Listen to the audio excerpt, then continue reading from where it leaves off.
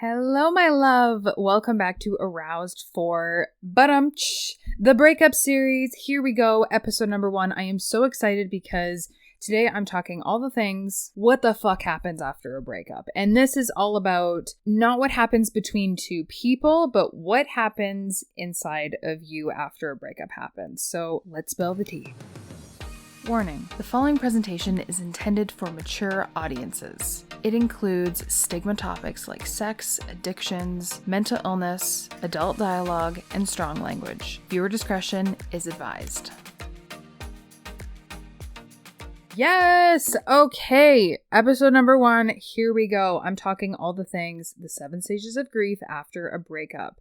And what that actually looks like, because you've heard of the 5 stages of grief, when someone passes away and you go through those 5 stages, but when there's a breakup, there are 7 stages of grief, and that's what we're talking about today. Number 1 is shock and denial. So this is the state of when you're in disbelief or numb feeling. Depending how the breakup even happened, you could be in shock and denial about a lot of things. For example, with one of my breakups, he said that I wasn't a priority in his life. After we had broken up, I was in the shock and denial and the complete disbelief that it was like, oh, I can't believe he said I wasn't a priority. Like, how is that even possible? In that time, I felt nothing. I was completely numb. I was going to work, doing a bunch of things, but I had no feeling in my body. It was almost like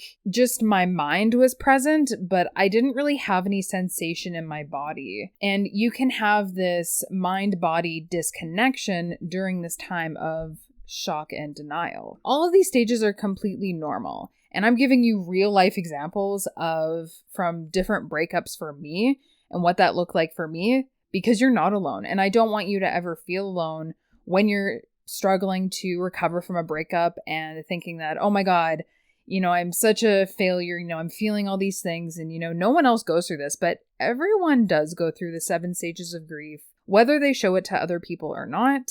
Number 2 is pain and guilt. So at this time, you may feel like the loss is absolutely unbearable. And in my number 2 stage of grief, I was feeling and thinking, I can't believe that this happened.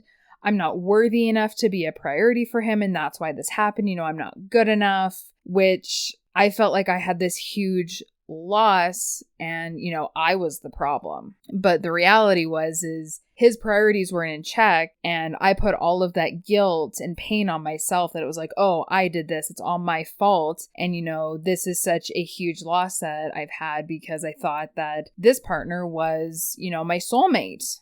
And so I thought that this was a huge, huge loss for me. Fast forward to where I am now, it actually was a huge blessing. Number 3, anger and bargaining. At this point, you may lash out and try not to feel anything or get out of feeling things for them. For me, I've been in both situations where I was trying to get over someone, and I talked about this in a episode long, long ago when I slept with my best friend after a breakup and I wanted to get him out of my head, and we had this very candid conversation that it's like, hey, I really want to get over him and, I'm stuck in all these emotions.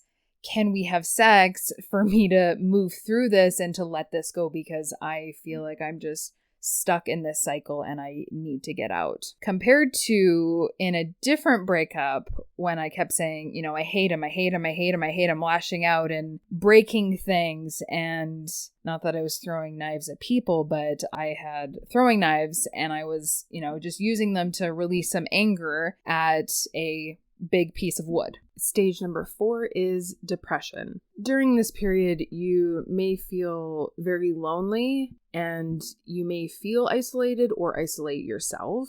And this is the time when normally you would reflect on the loss of your person and the breakup. And that's exactly what I did in a lot of breakups is I would be by myself and I didn't want to be around other people, especially men, because I just needed some space, and I would either hang out with girlfriends or just be by myself. And there was a lot of crying over the breakup and, reflecting on the loss of it, yelling and having these conversations with myself that were never going to happen with this other person, but it was a way for me to get out all those emotions. There was a lot of journaling about how I was feeling, and I would cry when I was journaling as well. And during some breakups, not all of them, I would either smoke, drink, or do both. And that did make me feel better for a very short period of time because it eased my pain. It didn't make me feel anything at all. It pretty much numbed me out to the point where, I didn't feel anything compared to stage number 1, when you have numb feelings. When I felt nothing right after a breakup, it was that same kind of feeling that I just felt numb. And that's why I went towards drinking and smoking, was because it took away all my pain. And then I was left with just feeling nothing. Also during this time, I asked myself,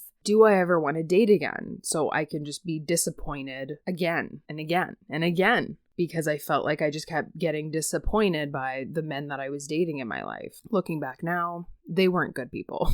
But in the moment of the breakup, I was like, do I even date again? Because I'm tired of being disappointed. There were even points where I said, I don't even think I want to get married. Why would I want to get married if this is what relationships are like? And the last question that I've asked myself a few times is, do I just want to date women? Should I just date women? Because maybe relationships would be different and I wouldn't go through the same shit. Stage number 5, the upward turn. At this point, your anger and pain, which is part of steps 2 and 3, have died down by now because we're in step 5. And now you're left more calm and relaxed. This is a good thing because if you have correctly gone through stages 2 and 3, and when I mean correctly, it's about releasing that anger, that pain. And if you don't release it and you kind of skip those steps, then it's going to take you a lot longer to get to this point when you're more calm and relaxed because the pain and anger have died down because you've let that go. Whether you've ranted to a few of your girlfriends or someone that you're really close to and you've expressed your anger and pain to not only yourself but to other people to at least get it out so you feel heard, as long as you're not projecting your pain and anger on them, but just so you can get out your anger and pain in general and, just complain about what happened in the relationship so that someone else can hear it and then you can let go of that pain by speaking it to someone else, not only to yourself. And if you don't have someone close to you that you feel comfortable talking to, then, I do encourage you to talk to a mental health professional, whether it's a psychologist or a psychiatrist about that. It's just for someone to listen and to validate your feelings, which is exactly what either a friend or a mental health professional is going to do for you. Stage number 6 is reconstruction and working through. At this point, you can begin to put pieces of your life back together and move forward in your life. This is also a time when you can look back and learn from the breakup and be like, okay, where did I go wrong? What mistakes did I make in the relationship?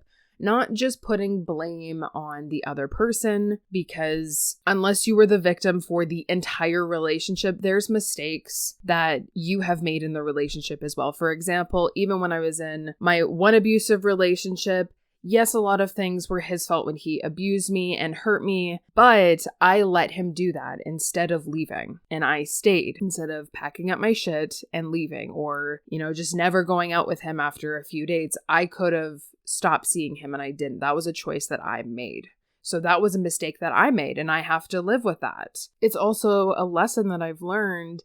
If I have a bad gut feeling about someone or I just don't feel comfortable around someone, I don't really like them, I don't have to see them again. And in that moment when I was dating him, I didn't have the confidence and the courage to just kind of stop talking to him and ghost him or tell him that I wasn't interested. But that would have been the right choice for me is to just stop seeing him, and I didn't do that. So that's something that I have to live with. This is also a time that you probably are saying to yourself, I don't want to make the same mistakes again.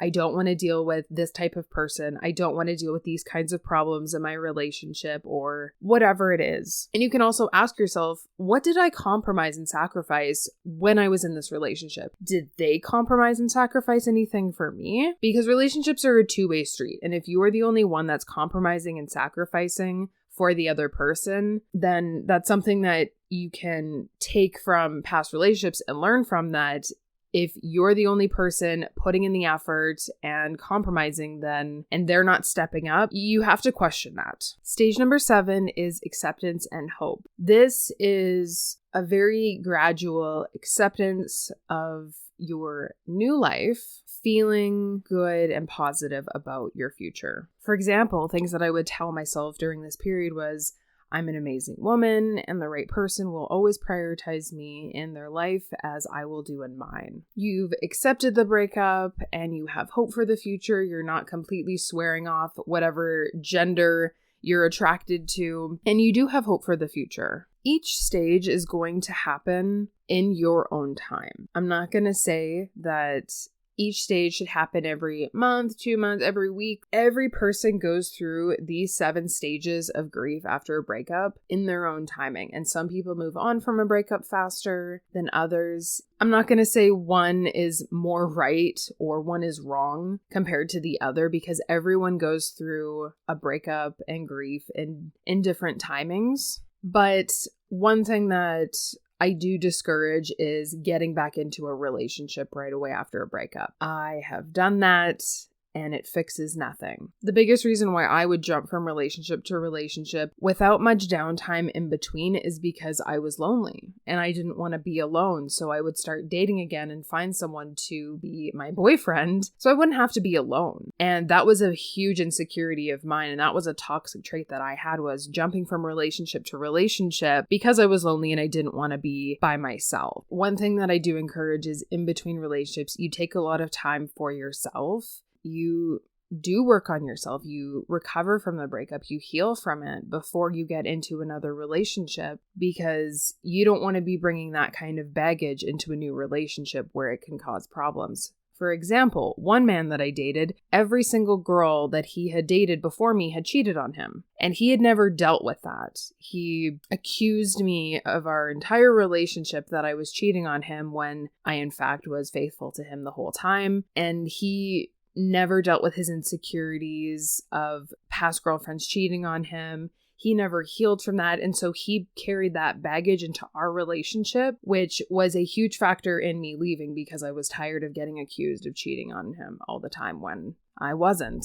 And I wasn't going to live my life being with someone that was never going to trust me. So those are a couple examples of what happens when you don't heal in between breakups and you jump into another one where it can cause problems, whether it's for yourself, your partner, or both. Really, I don't want that for you. I don't want you to experience a shitty relationship and to feel unfulfilled, unappreciated by whoever that you're dating. So make sure that you take time in between your breakup, between now and the next time you get into a relationship, to really work on yourself, to heal from what happened from your past relationship so that you can show up fully in the next relationship, and it can reduce the number of problems with your future partner. And because I'm feeling super generous, I'm actually creating a Breakup Resource Vault for you, and I will have the link ready for you in the next episode. So make sure you're listening with your ears open for episode number 2, which comes out tomorrow, because I'm going to have the link for the Breakup Resource Vault, which you can get access to right away. All of the podcast episodes will be added in there, as well as other resources to help you heal from a breakup. And the vault will be updated every 2 weeks with an email telling you what is new in the vault. Listen for next episode, and I will see you there. I love you so much.